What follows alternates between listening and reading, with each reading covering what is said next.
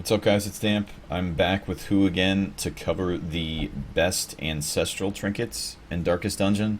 We've broken them out to top 5, and we do feel that there are some that are better than others and outperform, but as a whole, the ancestral trinkets are pretty strong.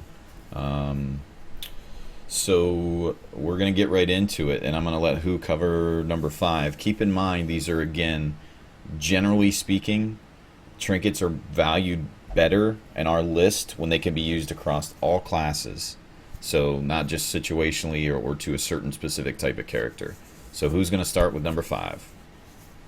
It's also worth noting we did struggle ranking these because they are very close in power.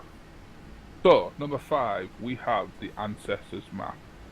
Going all the way back to when we started with the common videos, I said the survival guide was the must-buy trinket, and this is basically the upgraded version of the survival guide. You've got an additional 15% trap disarm, an additional 15% scout.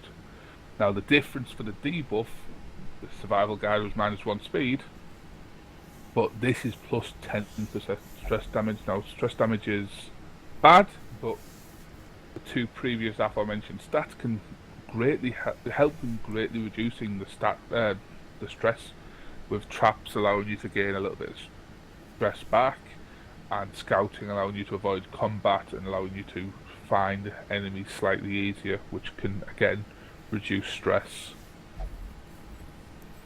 Uh, Back to Damp. So moving to number 4, we have the Ancestor's Pen, and I'll kind of go into how we explain this. So we valued melee over ranged, as most of the melee characters who do damage have a potential to hit really high and crit. Leper, Hellion, Bounty Hunter, those are primarily melee based classes that can hit really hard, and that's where we value this over the musket ball. Whereas you look at some of the ranged and the highwaymen, his attacks really don't hit as hard as they used to. Now the arbalist does, but that only leaves 1, and there's some other situational ones in there, but the plague doctor, and they're ranged, they're not going to crit because they're primarily dotters. So we value the pen slightly better than the musket ball, so the musket ball is going to get an honorable mention, but we do think the pen is really strong. But again, it's restricted to only the melee classes. So as you look at the top 3, I'm going to hand it back to Who for a minute. He's going to cover the lantern and why we feel that's better than the pen. Right, so as Dab said, Ancestors Lantern better than the pen. It was marginal. The choice was really close here, but the addition of getting that entire round of combat in with the chat when you surprise monsters, and not taking an additional round of combat when you don't get surprised, far outweighs any damage a single character can do in a single round of combat, which is why we decided the lantern was slightly higher rated.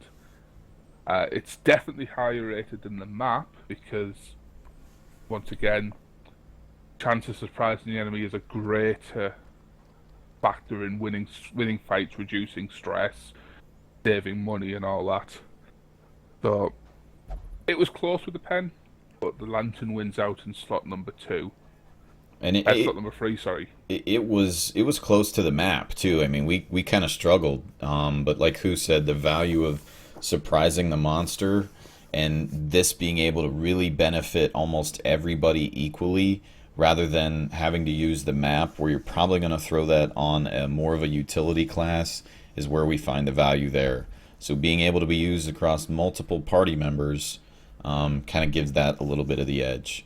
So that's why we have the candle so high at number 2, is that it's can be used across both melee and ranged characters, and giving it the speed and dodge even makes it very useful if you're not a high damage class. So with that kind of even covers everything. I mean, comparing it to the pen, it's restricted to melee characters, whereas this is valuable across almost every party or every hero one way or another. And then from there we have the Ancestor's Coat, which is highest because again everybody can benefit from dodge, but this reaches out further even into it can be used with healers who will benefit from it, utility. A lot of frontline mobs can, or a lot of frontline heroes could benefit from it by giving them the additional dodge as well. So we feel that that's probably the top ancestral trinket, and I'm excited to hear the debate and hear the arguments, the way behind, the way against us, to hear what you guys think. But we had to debate for quite a while to come to this list. I mean, it wasn't easy. It was But this was very close. this was the hardest to decide, even after doing rare and very rare, because that was a case of what should we add to the list. The ancestrals was what should we keep out of the list. Yep. Yep. Like we said, the musket ball, really good.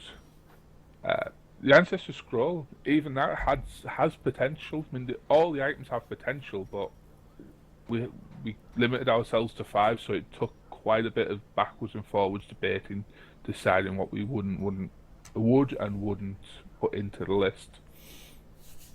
So with And I that, think that wraps up the ancestral. So from here, you guys can check out Whose channel. You'll see it in the description below.